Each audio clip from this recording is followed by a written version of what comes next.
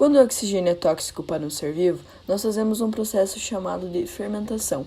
A fermentação é um processo químico que vai liberar energia, só que muito menos do que a respiração celular. Então, para um organismo como o nosso, por exemplo, fazer fermentação é perder energia, então só vai ser feito em casos específicos. Outros organismos que não conseguem lidar com o oxigênio são obrigados a fazer a fermentação, então eles vão acabar gastando muito mais glicose do que um ser que utiliza o oxigênio para produzir sua energia. A fermentação pode ocorrer em um meio totalmente sem oxigênio, ou um meio onde esse oxigênio está em pequena quantidade, sendo chamado assim de um processo anaeróbico, porque ele não vai utilizar oxigênio. Tem organismos chamados de estritos que só conseguem fazer fermentação, como por exemplo as bactérias, que não podem ter contato nenhum com o oxigênio, pois é tóxico para elas, então é organismo estrito fermentador. E também existem organismos facultativos. Vários seres vivos fazem respiração celular, mas na ausência do oxigênio faz a fermentação.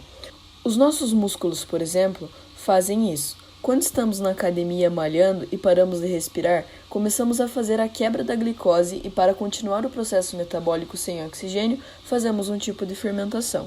Existem dois tipos de fermentação, a fermentação lática e a fermentação alcoólica. No nosso corpo, costuma acontecer a fermentação lática. Para a produção de bebidas alcoólicas ou alguma coisa que tenha liberação de CO2, é usada a fermentação alcoólica. Para produzir a cerveja são necessários alguns ingredientes básicos, como a água, uma fonte de amido, como a cevada maltada, a levedura para realizar a fermentação e um saborizante como o lúpulo. O primeiro passo da produção é a maltagem.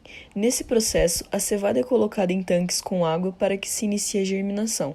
Após 40 horas, os grãos são espalhados no chão da sala de germinação e ficam lá por 5 dias. Depois a cevada seca e o grão germinado passa a se chamar malte. No malte estão presentes enzimas que permitem a conservação do amido em açúcares fermentescíveis. O malte precisa ser moído para que o cotilédone, a parte da semente que contém a reserva de amido e açúcares, fique exposto, facilitando o próximo passo. Outros grãos também podem ser usados, como por exemplo o trigo, arroz, centeio e milho.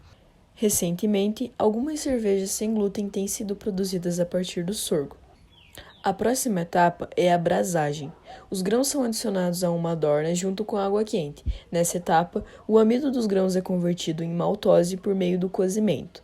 A essa conversão, nós damos o nome de sacarificação, e o produto final desta etapa recebe o nome de mosto. A cerveja é composta principalmente de água. Diferentes regiões possuem água com diferentes composições minerais, e por isso cada região produz uma cerveja com característica específica. Na etapa seguinte, o mosto é levado a uma nova adorna na qual é adicionado lúpulo, então a mistura é fervida. O lúpulo é a flor feminina da vinha Humulus lupulus e ele contribui para o amargor que balanceia a doçura do malte. Ele dará diferentes sabores e aromas e também pode ser um efeito antibiótico que irá favorecer a atividade da levedura sobre micro-organismos indesejados. O agente preservativo vem das glândulas de lupulina, que contém resinas. Esta etapa de fervura serve para parar os processos enzimáticos, precipitar proteínas, isomerizar as resinas do lúpulo e esterilizar e concentrar o mosto. Em seguida, o mosto é injetado tangencialmente em um tanque circular chamado whirlpool. Nesse equipamento, o mosto é agitado de modo que partículas pesadas como lúpulo e proteínas são precipitadas, clarificando o mosto. O mosto clarificado é resfriado até 20 graus Celsius e segue para a adorna de fermentação. A levedura é o micro-organismo responsável pela fermentação da cerveja. Ela metaboliza os açúcares extraídos dos grãos para produzir o álcool. Além de fermentar, a levedura influencia também no sabor da cerveja. A fermentação converte os açúcares do malte em etanol, liberando gás carbônico. O excesso de gás carbônico produzido pode ser captado e utilizado para gaseificar outras bebidas, como os refrigerantes. Quando a fermentação termina, o produto pode ser finalmente chamado de cerveja. E então é transferido para tanques de maturação, onde fica por 2 a 8 semanas. Durante a maturação, ocorre a clarificação da cerveja por decantação, além da alteração do sabor. Após a maturação, a cerveja é filtrada para a retenção da lavadura, resíduos do lúpulo e proteínas. Ela pode ser envasada em garrafas ou latas, que passam por pasteurização, mas quando envasadas em barris, eles não passam pelo processo de pasteurização e o produto passa a ser denominado chopp. vinho é muito antigo e ele nasceu antes mesmo de inventarmos a escrita. Então fica muito difícil a gente determinar qual que foi realmente o ano ou o período certo que foi inventado. Na verdade, o que se especula é que ele foi inventado na Geórgia, onde se encontraram os primeiros artefatos que lembram um vinho, e que ele tenha sido inventado de um acidente, de alguém que esqueceu um suco de uva e esse suco de uva fermentou e aí virou o vinho. Obviamente nada com o que a gente tem hoje de vinho, devia ser alguma coisa muito diferenciada, quem sabe até um vinagrezão azedo, né? Mas o que podemos dizer é que já no Egito isso era uma bebida certa e era uma bebida só do alto escalão dos egípcios. Ou seja, só os faraós e seus amiguinhos é que poderiam usufruir desse néctar dos deuses. Não era qualquer um que tinha acesso. E por quê? Porque era muito difícil de ser feito, era muito trabalhoso de ser feito o vinho. E era aquele lance lá de pisar com o pé mesmo, aquele chulezão em cima do vinho, da uva, e a partir de então ia se extraindo e fazendo a fermentação e chegava no vinho. Até mesmo o jeito de armazenar era totalmente diferente do que a gente conhece hoje.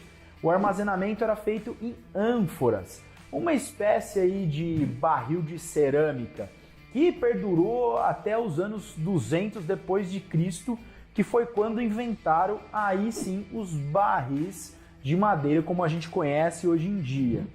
O vinho é produzido através das seguintes etapas.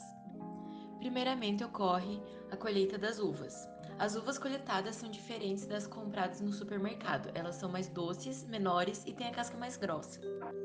Após a colheita tem a etapa do processamento. As uvas passam por uma máquina onde são esmagadas e os cabos são separados do mosto. O mosto nada mais é do que a mistura da polpa, sementes e casca. A terceira etapa é a fermentação, que pode ocorrer tanto em tanques de aço quanto de madeira. Vinhos feitos em tanque de aço têm um sabor mais trufado, já no tanque de madeira, o vinho ganha sabores amadeirados. Cada detalhe da fermentação é importante, pois nela depende a qualidade do vinho. O vinho passa por dois processos de fermentação. A primeira é a fermentação alcoólica e a segunda é a fermentação malolática. A fermentação alcoólica é a principal.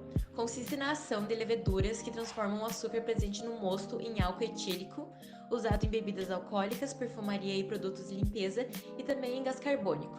O controle da fermentação é feito de acordo com o tipo do vinho. As leveduras são organismos do reino Fuji, popularmente conhecidos como os fungos. As leveduras autóctones presentes nas uvas, quando entram em contato com o açúcar, fazem a fermentação do suco da uva, transformando ele em álcool. Após a fermentação alcoólica, ocorre a fermentação malolática, que é feita por bactérias do bem com a liberação de dióxido de carbono. Nesse processo, o ácido málico, que é responsável pela acidez, converte-se em ácido lático, suavizando a acidez, gerando uma sensação amanteigada e cremosa na boca e aumentando sua complexibilidade. Para produzir o vinho tinto, o processo de fermentação é feito com as cascas da uva. Já para produzir o vinho branco, as uvas são prensadas e o suco é separado das cascas antes da fermentação. Além dos vinhos tradicionais, existe o vinho espumante, que nada mais é do que um vinho com gás carbônico. O vinho espumante é feito tendo como base um vinho tranquilo, aquecido de leveduras e açúcar. Na sequência, essa mistura passa por uma segunda fermentação. Uma das formas de fermentação é o método tradicional ou Champenoise, onde esse líquido é engarrafado e vedado. Com a garrafa lacrada, o gás carbônico produzido pelas leveduras não escapa e se dissolve no vinho, criando assim as bolhas. Outra forma é o método de tanque ou Charmet. Nessa técnica, o vinho base é transferido e fermentado em tanques de inox pressurizado e selado. Assim como no método tradicional, o gás carbônico, não tendo por onde escapar, dissolve-se criando as bolhas. Após a fermentação ser concluída, o vinho é filtrado e engarrafado. A fermentação é muito importante para o processo de criação do vinho, porque sem a fermentação, a bebida extraída da uva sequer pode ser considerada oficialmente um vinho, se tornando assim apenas um suco natural. A quarta etapa é a remontagem. O processo de fermentação libera também o gás carbônico, que faz o mosto ir para a superfície e se acumular lá. Para que a cor fique homogênea, o líquido que fica embaixo do reservatório é bombeado para cima e o mosto é isolado do líquido. Após a remontagem, um registro na parte de baixo do reservatório é aberto e a bebida é liberada. Antes de ser engarrafada, a bebida passa por filtragens para ficar com a aparência limpa. Após todos esses processos, a bebida finalmente está pronta para o comércio.